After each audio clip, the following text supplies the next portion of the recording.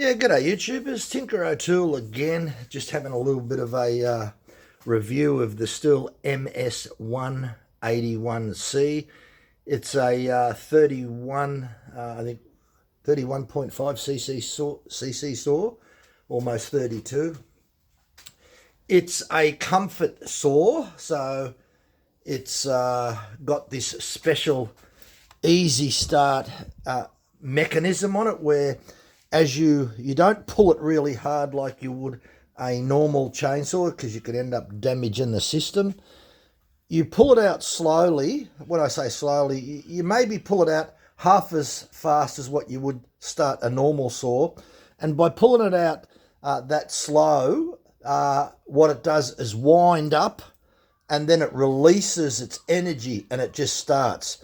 I'll try and do it. You may be able to just hear it. So I'll pull this out. Now, I don't know whether you probably didn't see that, but what had happened as I was pulling that out and as I got near the end of the reach, which you wouldn't have seen, it just automatically kicked over. Brilliant little mechanism that, so it'd be nice if they had that on some of the bigger saws. But what I wanted to show you with this saw was that there was two modifications, well there was three modifications that I did with it. The first was I changed the screen mesh a little bit bigger in size so that the saw could breathe a lot easier. I think I changed it to about 30 mesh. The normal mesh size is about 60, so it breathes a little bit easier. It's a simple modification, so I'm still keeping the spark arrestor screen mesh. I'm just making it a little bit bigger. The second modification I did was the floating rim sprocket, 7 slots on that. Now the traditional one is this one here, which is 6, but it's not floating rim sprocket. So these get quite expensive. It's much cheaper to have a floating rim sprocket. The only thing is this goes from a 6 slot to a 7. That's probably about the only thing that I'm not happy with. I'm really happy with the floating rim sprocket, but I'm going up an extra maybe 13% in speed on the chain, and it's much easier to bog that down doing a dog cut. The other thing that I did was I changed the bar, this bar, to an 050 gauge rather than the 043. I don't use 043 gauge anymore ever.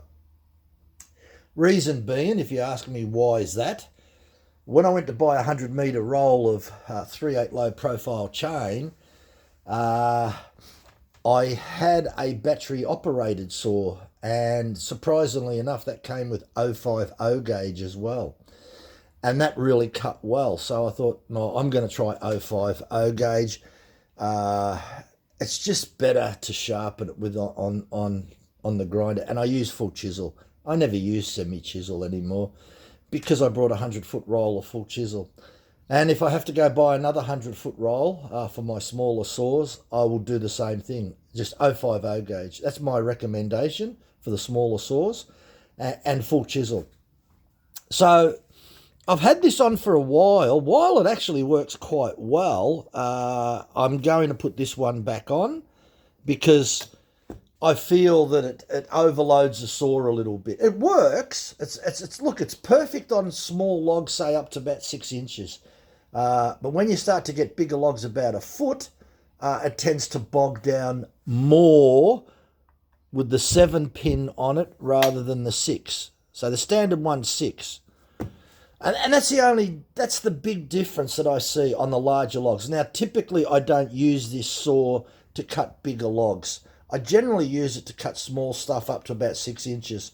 But I'm just going to go back to it because I can. I just want to see, after using this for the last couple of years on the floating rim sprocket, I just want to put this back on just to get a feel to see what the difference is.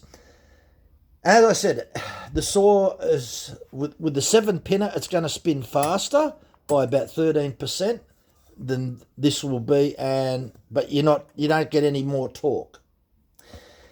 The only thing that I would say, this is a 16-inch bar, and The only time that I would probably really recommend going up in a rim sprocket size, whether it's on a larger saw and you're going from a seven slot rim sprocket to an 8, is, let's just say the saw came out with a 25-inch bar and you're going to put a 20-inch bar on it. Then it's fine if you're going to use that rim sprocket, because yeah, if the saw's designed to have a minimum of a 25-inch bar, yeah, you can get higher speed out of it, and because you got reserve in your torque. But a little saw like this, you don't have really any reserve torque on it. It's yeah, you're really pushing the limit with a 16-inch bar on a little saw around 31.5 cc's. Anyway, thanks for watching. Bye for now.